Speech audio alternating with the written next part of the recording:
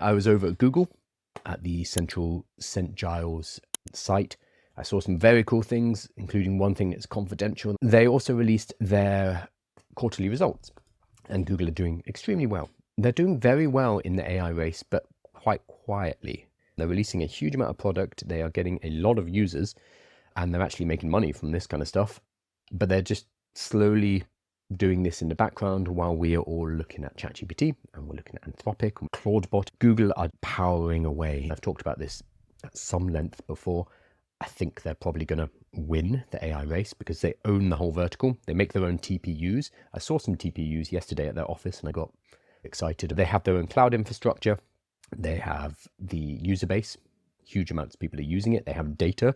They've been collecting data from Google Search, from YouTube, from Google Images, from Maps, from everywhere for the last couple of decades. So they have data.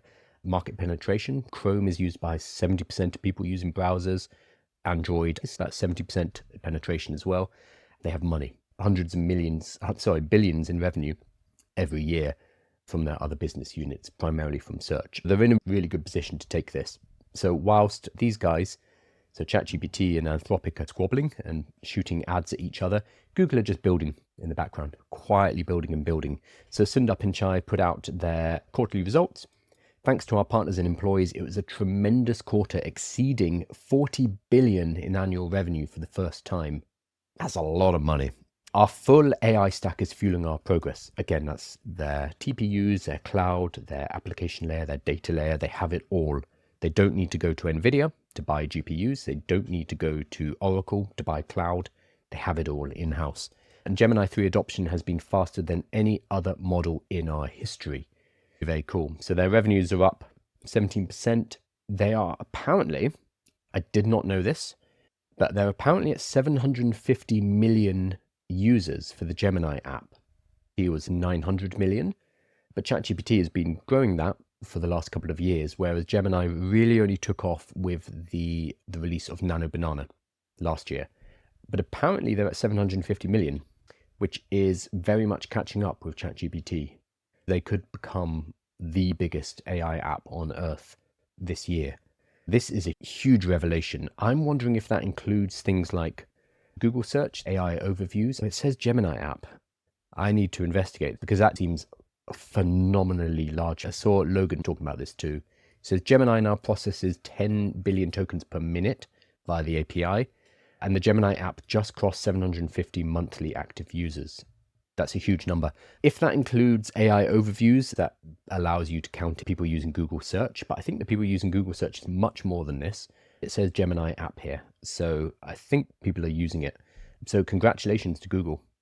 They're doing extremely well. And apparently 325 million paid consumer subscriptions. Okay, that's not just AI. That would be absolutely wild because that would be 50% of their AI usage. Okay, no, they're not doing that well.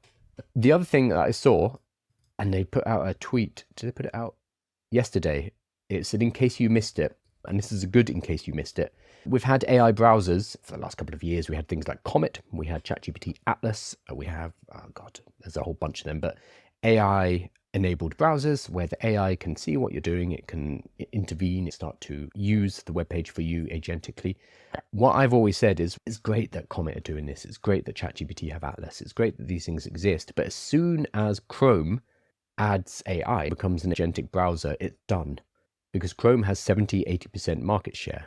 Chrome is what people use. So if you just add AI, if you just add an AI sidebar into Chrome, that's it. That's the ball game. People aren't going to go and use a new browser. They're going to stick with what they have, and you add it into the market leader. Things like Atlas, things like Comet, they're Chromium anyway. They're based on Chrome underneath. So they've finally done it. I know they had a Gemini sidebar before, which could interact with the page. I was at the Google office yesterday, had a meeting, and he said, have you seen the Chrome Gemini? I was like, I think so, because I'd seen previous iterations.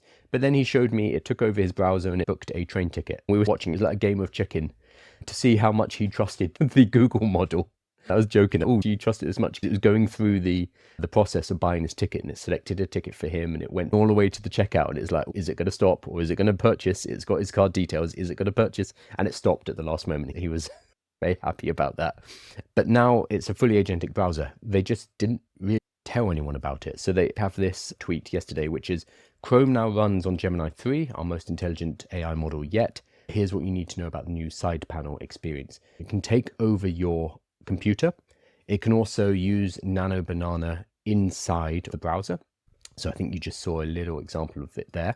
If you are looking, I don't know, let's say you're on Rightmove or Zoopla or whatever it is in the US, and you're looking at an apartment on the page, you can, in the sidebar in Gemini, say, hey, I'm looking at this apartment. Could you show me what it would look like fully furnished? Nano Banana will see the image and fully furnish the apartment in the sidebar. So Nano Banana can see the page, pull the information it needs, and create graphics from it. So things like that, really, really cool. They've waited for everyone else to release their AI browsers, see what the security issues are, see what the user experience issues are, and then drop this. So we have the AI browser. Now, the rollout is limited, which is why I love Google, but they're not good at launching things. You might be wondering, how do I access it? I don't know. I think it might only be in the US right now, and I think it might only be for people who have a certain kind of workspace level, but it's going to be coming to more people. I don't know where it is or how to access it or who has access and who doesn't. Is emblematic of Google. Again, I love Google. I love the things they're doing, but they're not great at launching products.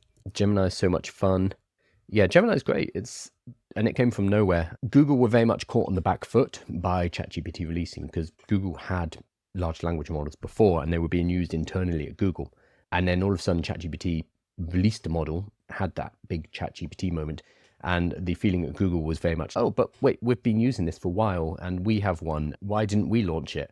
For a couple of years, been on the back foot because ChatGPT moved first, moved fast, whereas Google were, I think, trying to perfect it, trying to make it safe, trying to make it useful for everybody.